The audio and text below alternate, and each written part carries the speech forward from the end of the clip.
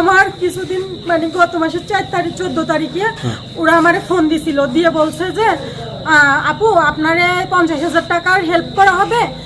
বিগত স্বৈরাচারের শাসন আমলে গুম, খুন, অন্যায়, অত্যাচার, অপরাধের পরিসীমা এত বেশি বৃদ্ধি পেয়েছিল, মানুষের নিরাপত্তা বলেই কিছুই ছিল না। একটি নির্দিষ্ট শাসক গোষ্ঠীর মধ্য দিয়ে সরকার ব্যবস্থা চালু ছিল। দিনে রাতে সর্বত্রই মানুষের নিরাপত্তা ব্যাহত হয়েছিল। মানুষ অনাহারে অর্ধহারে অন্যায় অত্যাচারের শিকার হতে হতে সর্বোচ্চ পর্যায়ে যখন পৌঁছে যায়, ঠিক সেই মুহূর্তে 24-এর বৈষম্য বিরোধী ছাত্র আন্দোলনের সুফল বয়ে আসে। বাংলাদেশের প্রান্তে প্রান্তে স্বাধীনতার পতাকার তলে শান্তিপ্রিয় মানুষেরা দলে দলে আসতে শুরু করে। শেষ হয় স্বৈরাচারী হাসিনার কালো অধ্যায়। কিন্তু স্বৈরাচারী হাসিনার আমলে এত বেশি অপরাধ প্রবণতা বৃদ্ধি পেয়েছিল, যার লাগাম টেনে ধরতে এখনও সময় লেগে যাবে অনেকটা। দেশের মানুষের উপর বিভিন্ন সময়ে লেলিয়ে দিয়েছিল প্রতারক চক্র। অজ্ঞান পার্টি, ছিনতাইকারী, হত্যাকারী, নেশাদ্রব্য থেকে শুরু করে সকল অপরাধের পিছনে হাসিনা এবং তার কালো বাহিনী ওতপ্রোতভাবে জড়িত ছিল। যশোর জেলার অভয়নগর থানার 6 নং বাঘুটে ইউনিয়ন পরিষদের চেয়ারম্যান শেখ তৈবুর রহমানের গ্রাম আদালতে অপরাধ চক্র নির্মূলে ব্যাপক ভূমিকা রাখতে সক্ষম হয়েছে। সাথে সাথে অপরাধ নির্মূলে ভূমিকা রেখেছেন চেয়ারম্যান শেখ তৈবুর রহমান। বিচার করে তার আমার বন্ধু হোক আর আমার বাড়িও বিচার করে নিয়ে যাবো, এই জন্য আপনার মানসিকতা দেখে সত্যি ভালো লাগছে। এর কি অপরাধ, এর যে কী বিচার হয় মনে করেন, যেটা হইলে ওর দিক থেকে ফিরে আসতে পারবে এবং ওর প্রতি যাতে অন্যায় নয়, ন্যায় বিচারটা আপনার দৃষ্টিভঙ্গি করতে আমার এই জায়গায় থাকতে, এর বিচারিক কী বিচারের হওয়া উচিত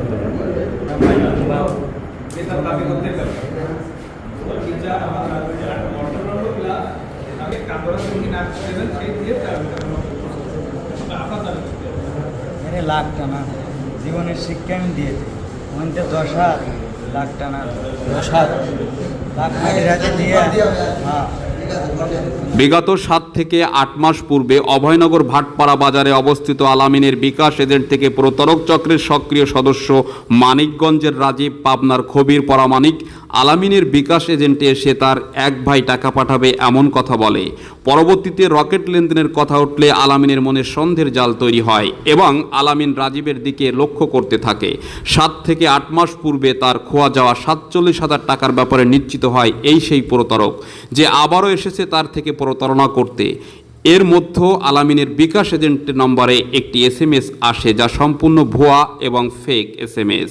আলামিন তখন নিশ্চিত হয়ে যায় এবং রাজীবকে ধরে ফেলে। সঙ্গে সঙ্গে স্থানীয় জনগণ ভিড় জমায় এবং বিষয়টি বুঝতে পেরে পার্শ্ববর্তী 6 নং বাঘুটিয়া ইউনিয়ন পরিষদের চেয়ারম্যানের মাধ্যমে বিচারের মুখোমুখি করা হয়। যে বিষয় নিয়ে বিকাশ এজেন্টের আলামিন ও সাধারণ জনগণের সাথে মত বিনিময়কালে গতকাল রাত আনুমানিক 9টার দিক ওই ছেলেটা আমার সামনে আসে। যখন সামনে আসে তখন বিগত দিনের আমার 47,000 টাকা হ্যাক করে নিয়ে নেয়। ওকে আমি চিনতে পারি, সন্দেহ হয়। ছেলেটা আমার উদ্দেশ্যে এসে আমাকে বলে, রকেটে টাকা আনানো যাবে? আমি যে টাকার পরিমাণ কত, তো বলতেছে। তো ফোন দেওয়ার ভিতরে আমি বললাম বসেন। বসার পরে ওই ছেলেটাকে আমি অনুকরণ করি। ওই রাজীব মোল্লা, মানিকগঞ্জ যে ছেলেটার বাড়ি, ওই ছেলেটার দেখি গোপটা একটু খাটো করে ফেলেছে। আগে গোপটা একটু লম্বা ছিল। তো ওই ছেলেটাকে স্বাস্থ্য আগের থেকে একটু খারাপ হয়ে গেছে। আমি এই ছেলেটাকে অনুসরণ করে চিনতে পারি। তারপরে আমার ড্রয়ে টাকা নেই, আমার কাছেও নগদ টাকা ছিল না। ও 22,500 টাকা ফোনে একজনের সাথে কথা বলে আনানোর কথা বলে। আমি বলি ঠিক আছে, তুমি টাকাটা নিয়ে আসো। আমার রকেট অনুরূপ গত তারিখের মতোই, গত ঘটনার মতোই নতুন করে আবারও হ্যাক করে আমার নাম্বারে 22,500 টাকার একটা মেসেজ দেয়। তো ওই ছেলেটা আমাকে যেই বলেছে যে দেখেন একটা মেসেজ ঢোকেছে আপনার নাম্বারে, লাস্টে 47 নাকি একটা বলা মাত্র এই ছেলেটার আমি কলার ধরে দিয়েছি। যে আমার টাকা তুই গত তারিখে এইভাবে হ্যাক করে নিয়েছিলি, আবারও তোরে আমি প্রমাণ সহ পাচ্ছি, তুই আজকেও আমার ধারণা হ্যাক করেছিস।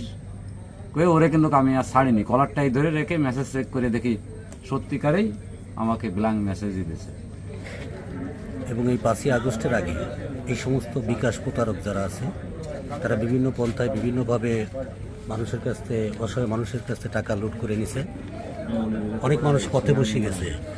আমি এখন যে জায়গাটা বসে আছি, আমার 6 নম্বর বাগুটি ইউনিয়নে সেই এলাকায় বসে আছি। আমার বন্ধু এই বিকাশের ব্যবসা করে সামান্য পুঁজি নিয়ে। 8 মাস আগে 47,000 টাকা একই ব্যক্তির কাছ থেকে তারা এই প্রতারক চক্র টাকাটা উঠায় নাই। আবার গতকালকে 22,000 টাকা তাকে সেন্ড করে ফেক মেসেজ দিয়ে। কি বলবো আর, মানে এবার আলামিনের অবস্থা কি মনে ওই করছেন? তো রাস্তার ফকির, অরিজিনাল রাস্তার ফকির, চেহারাই বোঝেন না ওর, ওর চেহারাই দেয় শুধু মন ভালো। এই দোকানোর চলে না। এই সমস্যাটা হলো আলামিন ভাই বিরাট ক্ষতিগ্রস্ত না এতে।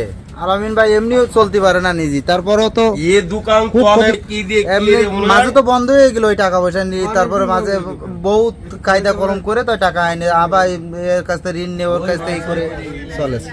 যেখানে প্রতারক চক্রের সক্রিয় সদস্য মানিকগঞ্জের রাজীব মোল্লা নিজের মুখে সবকিছু স্বীকার করে। আমার এই শতকরা 20 টাকা করে দিত। শতকরা এই হলো আমার কাজ। এই 2বার করছি, 3বারের বেলায় এই কাজ করতে দিত না। আমি এই কাজ আর ওনার সাইডে শুধু বলে যে তুমি ওইখানে যাই রকেটের যে নাম্বারটা দাও, ওই নাম্বারে টাকা পাঠাই দেবো, আর যা করা আমরা করবো। এ কথা বলার পরে আমি দিলে পারে ওইখান থেকে ওরা যেভাবে কাজ করবে টাকাটা ওরা উঠাই নিয়ে যাই, আর আমার এইখান থেকে কিছু পাই না। ওরা যেটা বলে যে দেওয়ার পরে ওই বিকাশ সাথে 5,000 টাকা আমি তো পাঠাইছি, ওরা আসলে এসে পাঠাই। হ্যাঁ হ্যাঁ, আমার বিকাশে দিয়ে দেবে। হয় 2,500 টাকা থাকে, এই রাস্তাকে দিয়ে দেবে। এর প্রথম কোনো জায়গায় বিপদ পড়ে যায়, এই জায়গাতে নিয়ে পৌঁছে যায়। পরে যে এই রাস্তাকে ওইটা ওর পার্সেন্ট। হ্যাঁ, ওই তো ক্লিয়ার হয়ে ব্যাপারটা এরকম না। শেষ হয়ে গেছে। অন্য ঘটনার বর্ণনায় বেশ কিছুদিন পূর্বে মলম পার্টির সক্রিয় সদস্য নড়াইলের আবু সাইদ 6 নং বাঘুটিয়া ইউনিয়নের 2 থেকে 3 জনের নিকট হতে চার্জার ভ্যান নিয়ে যেতে সক্ষম হয়। তারপরে আসে গেটে দাঁড়ায় রয়েছি, গেটে দাঁড়ার পরে এবার দেখি ভ্যান নিয়ে ভ্যানে উঠে যাচ্ছে। যার পরে এবার এনারা সন্দেহ হলো, তারপরে তারপর একটা ইজি বাইক দেয়, আমি ইজি বাইক তার কোন যাবি? আমি যে নূরবাগ যাবো, মানে নবরা। ওটা উঠানোর পরে ওই আগে যে ব্যান্ডটা যাচ্ছে ব্যান্ডটা ফলো করো, ফলো করার পরে এবার ওই নবরা যে ইয়ে আছে আচ্ছা আছে না, আচ্ছা কি গাড়িগুলো জামার পরে নিজে গেতে নামে আমি ব্যানালার কাছে যে ব্যানালা দাঁড়া যাবো। আর যদি কই যে ওই লোকরা যদি কই যে আমি যে লোক দাঁড়াতে ব্যানালারে দাঁড়াতে হয় তাহলে তো সন্দেহ হবে না। ব্যানাতে নামে এই যে ব্যাগতে নামে, তারপরে ব্যানালারে দৌড়েছি, তারপরে আমার ড্রাইভারে আমি দৌড়চ্ছে। আমি এই যে ব্যাগতে নামে, তারপরে দৌড়ার পরে ব্যানাতে নামে আমাদের চিনতে পারছি, সিনেমায় দৌড়চ্ছে। তারপরে আমি এই যে ব্যাগতে নামে দৌড়ে ড্রাইভার দৌড়েছি, দৌড়ার পরে এবার বলি কি হয়েছিল? আমার সিঙ্গারেতে মির্জাপুর নিয়ে যাচ্ছে। কে এই যে এলো? এবারে এনতে সে কলসাগালির বিলি মতি নিয়ে গেছিল। এবারে যায় জুস টুস আমার খাওয়াতে গেছিল, তা আমি বললাম না খাবো না, ভাত খেয়ে আসি। তোমার সাথে কি ছিল? ভ্যান? হ্যাঁ ব্যান ছিল। তারপর? এবারে আইনি, তারপরে আসছে মানে ওই জুস টুস খাওয়াতে পারিনি। তারপরে ও যে কলসাগালি একটা ব্রিজ, এই ব্রিজের এই কোলে আসে চলে আসে। এরপরে কি হয়েছে কিভাবে অজ্ঞান করলো? আমার না স্প্রে মারিল। স্প্রে? এই লোক মারছিল? হ্যাঁ, তারপরে কি আছে আমি আর জানি না। আমার 3 রোজা আমি সঙ্গবেলা খেয়া কাটে ইফতার করে নামাজ পড়ে আমি ভাড়া নিয়ে গেছি গোবরায়। গোবরায় যাই আমি একটা দোকান চা খাচ্ছি, ওরা 7 জন লোক এসে আমার কাছে সিঙ্গারি যাবা, আমি তো যাবো। ভাড়া করতাম 200 টাকা ভাড়া। এগুলো সব এটা বলতেছে যে একটা দোকান থেকে দাঁড়াবা, আমি দাঁড়াতে আসে এই লোক বলতেছে এই লোক বলতেছে। আমি বললাম কি নেবেন নিয়ে আসেন দোকানের থেকে। যাই ভিতরে যে জুস কিনে নিয়ে আসলো, আনার পরে উনি আমার ধারে বসা আর 3 জন ভিতরে বসা। এবার জুস খাইতে আমার কাছে ভিতরে জুস দিল, দিলে আমি একটাতে গাড়ি চালাচ্ছি একটাতে খাচ্ছি। খাইতে প্রত্যেক 1 কিলো দূরে এসে মালা ধরা নাম করে ওই জায়গায় এসে প্রত্যেক জায়গায় দাঁড়াও, ফাঁকা জায়গায়। এই গাড়িতে নামে যে 4 জন এক জায়গায় দাঁড়ায় সিগারেট খাচ্ছে, কেউ প্রস্তাব করতেছে। এরপরে কয়জন ছিল? অন্তত পুরো মিনিট কতজন ছিল? 4 জন। আপনার নিজে ভাই কি 4 জন ছিল? বেশিরভাগই 4 জন, 4 জন। কত আগের ঘটনা? এই রমজান মাসে। এই আর আমি বলছি ভাই আমি সারাদিন রোজা ছিলাম ভাই, আমি এত দেরি করতে আমি পারবো না ভাই, বাড়ি চলে যাবো। তারপরে আসলো আসার পরে গাড়িতে উঠলো। আমি সামনের যে এগোয় আসে একটা ব্রিজ আছে, ব্রিজটা পার হলাম, তারপর থেকে কিছু জানি না ভাই। কোনো একদিন হঠাৎ করে ভুক্তভোগীরা আবু সাইদকে অভয়নগরে দেখতে পেয়ে জনগণের সহায়তায় তাকে ঝাপটে ধরে এবং ৬ নং বাঘটিয়া ইউনিয়ন পরিষদের চেয়ারম্যান শেখ তৈবুর রহমানের গ্রাম আদালতে হস্তান্তর করা হয়। এই আবু সাইদের ব্যাপারে খোঁজ খবর নিলে বের হয়ে আসে চাঞ্চল্যকর তথ্য। আবু সাইদ দীর্ঘদিন ধরে মলম পার্টির সদস্য বা গডফাদার বনে যায়। সে দেশের বিভিন্ন স্থানে charger van, easy bike, motorcycle, private car সহ মানুষের স্বর্ণ অলংকার, টাকা পয়সা, শয়তানের নিঃশ্বাস বা কেমিক্যাল ব্যবহার করে হাতিয়ে নেওয়ার অভিযোগ তুলেছেন ভুক্তভোগীরা। নমস্কার, আমি রীতারানী বিশ্বাস। বেনারটি আমার বাড়ি। আমি বেনারটি সরকারি প্রাথমিক বিদ্যালয়ের একজন শিক্ষিকা। আমি নড়াইলে থাকি বাসা ভাড়া আমার বাচ্চা নিয়ে। আমি ওইখান থেকে স্কুলে আসি প্রত্যেক দিন। মাঝে একদিন 4 তারিখে আমি স্কুলে আসি। তুলরামপুরি গাড়ি থেকে নামার সঙ্গে সঙ্গে লোকটা আমাকে বলে যে দিদি আপনি গাড়িতে ওঠেন, এই ধরনের কোনো কিছু নাই। তখন মিষ্টি খাওয়ানোর পরে একটা জুস ওর পকেটে ছিল না, দোকানতে আনলো পাশের দোকানেতে, এটা আমি দেখতে পারি নাই। সেই জুসটা পার করে আনিয়ে জুসটা খাওয়ালো। জুসটা খাওয়ানোর পরে এইবার যে কি হলো এরপরে আর জানতে পারিনি। এরপরে আমার ছিল হাংটি একটা ছিল, আমার চেন লকেট সহ চেন দুল, আর ছিল ব্যাগ। আমার কানে একটা দুল ছিল, দুলটা আমার নেয়নি, কিন্তু দুলটা আছে, দুলটা খুলে রাখছি। নেয়নি, ওটা একবার হাত দিছিল, হাত দিয়ে বলতেছিল আমার ওইটা প্রথমে হাত দিছিল, এই জুলুমটা কি ছিঁড়ে যায়, ও জুলুম দিয়া।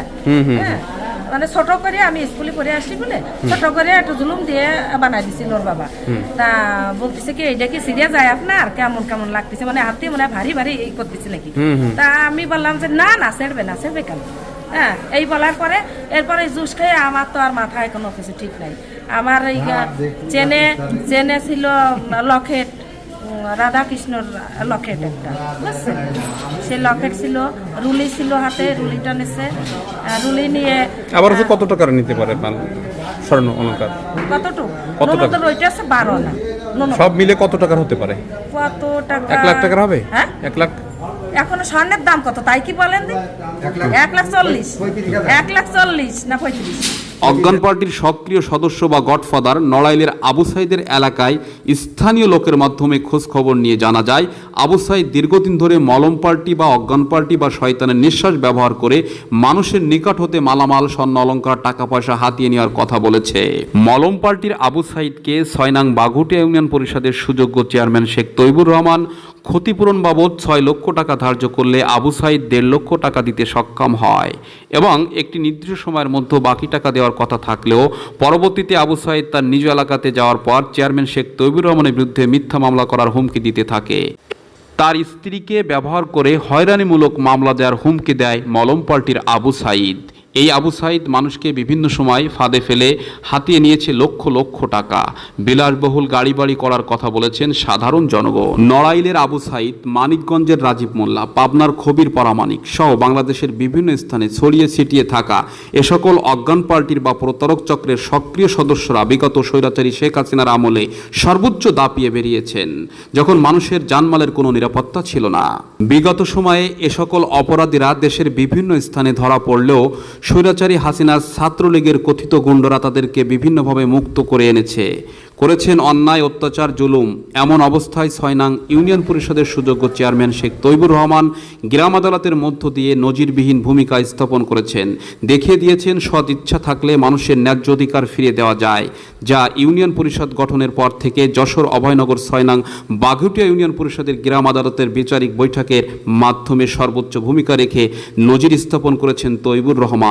এলাকার সাধারণ জনগণ শেখ তৈবুর রহমানের উপর সর্বোচ্চ সন্তুষ্ট চিত্তে সমর্থনের পাশাপাশি তার সাথে থাকার মত প্রকাশ করেছেন। জানা যায় ৬ নং বাঘটিয়া ইউনিয়ন পরিষদের সুযোগ্য চেয়ারম্যান শেখ তৈবুর রহমান অপরাধ নির্মূলের ব্যাপারে গ্রাম আদালত সহ তার এলাকার গণমানুষকে সাথে নিয়ে অপরাধ রুখতে সর্বোচ্চ ভূমিকা রাখবেন বাকি দিনগুলিতে।